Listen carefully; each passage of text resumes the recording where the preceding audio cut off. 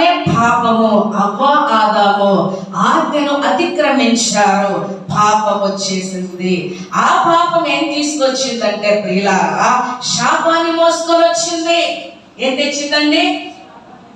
శాపము. ఆది కాండము 3వ అధ్యాయము 17, 18, 19 వచనాలు చూస్తే ప్రభు మరలా ఏదెను తోటలోకి వచ్చి ఆదామా ఆదామా అని పిలిస్తే చెట్ల చాటులో దాక్కున్నారంట. ప్రేమ కలిగిన దేవుడు ఇంకా ముచ్చటపడి పిలుచుకుని వారితో మాట్లాడుతున్నాడు. ఏమని? నీవు నీ భార్య మాట విని తినొద్దని నేను నీకు ఆజ్ఞాపించిన వృక్ష ఫలములు తింటిరి గనక నీ నిమిత్తము నేల శపించబడి ఉన్నది. ఏమైందట నేల? ఎందుకు శపించబడింది? మాట వినకపోవటాన్ని బట్టి. ఎవరి మాట?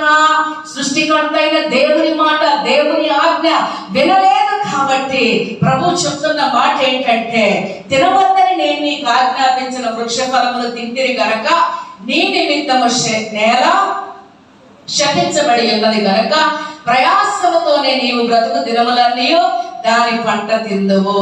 అది ముళ్ళ తుప్పలను గచ్చు పొదలను నీకు మొలిపించును. ఏం శాపం వచ్చింది?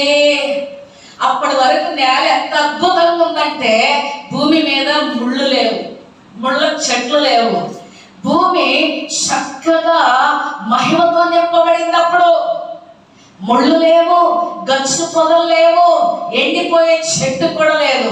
అద్భుతంగా ఉంది భూమి. ఎప్పుడైతే దేవుని మాట వినకుండా పాపం చేశారో దేవుని శాపం వచ్చేసింది. అవ్వ ఆదాము మీదకి, భూ ప్రపంచం మీదకి శాపం వచ్చేసింది. ఏంటా శాపము? చూద్దాం.